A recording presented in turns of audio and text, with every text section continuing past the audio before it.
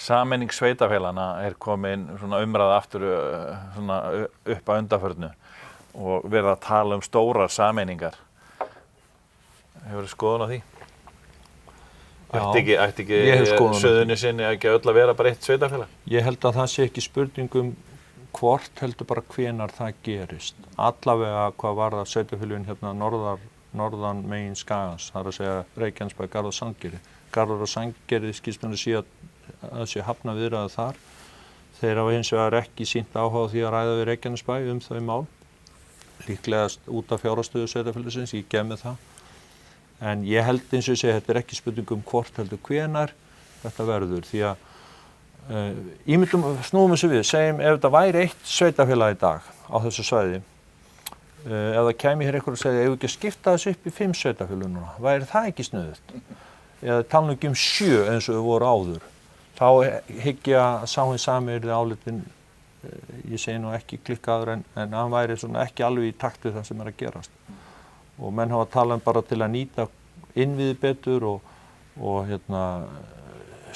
lækka stjórnunarkostnað og allt það, að þá ætti sveitafélög Íslanda, sumir segja ætti að vera 8, aðrir segja 12, einhver staðar á þessi bili en ekki 70, 80, tala ekki 200 eitthvað eins og þau voru hérna einhvern tíma. En ef þetta svona blákalt eins og mjög margir hafa sagt bara alveg ískaldar staðreyndir að það ætti að vera færri sveitafélög og hérna nú ekki mikla fjallaðir á milli og annað. Af hverju þetta svona erfitt mál hérna meðal bæjarbúa og sveitarstjórnarmanna? Hvernig stendur á því? Það eflaust margar ástæður en ég held að þetta sé fyrst og fremst tilfinningar. Já. Tilfinningar, menn hafa tilfinningar og menn eiga að hafa tilfinningar í garð síns sveitafélags og síns uppruna. Og við þekkjum það nú bara hér á milli hverfa í Reykjanesbæ og sameining Reykjanesbæjar hafi átt sér stað fyrir 22 árum síðan og þá ennþá heitir Keflvíkingar og það eru heitir Njarðvíkingar og örugglega heitir Hafnarbúa líka. Og einhverjir sem telja þetta hafi verið rangt skref að stíga, eflaust. En ég held samt og einhver sagði að þetta tekur 3-4 kynslóðir fyrir svona sameining að gangi gegn. Og ég held að það hljóti bara að vera svolítið mikið til í því. Því að maður finnur að þetta svona minnkar þó að þetta sé enn til staðar.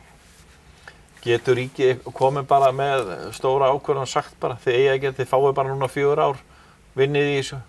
Þannig munum við gera þetta einhvern veginn með öðrum hætti? Það hefur verið gert til dæmis á Norðurlöndunum, bara með lagasetningu og lögum. Já. En það hefur ekki verið hvorki áhuga eða vilji eða kannski þor hjá íslenskum stjórnmálamönnum að fara þá leið, en það held ég að hún sé kannski ekki góð, menn gefa sveitarfélögunum kost á að ná svona eigin sátt þessa hluti og það tekur bara tíma.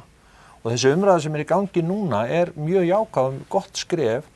Ég held að hún hefur verið óhugsandi fyrir 10 árum, til dæmis.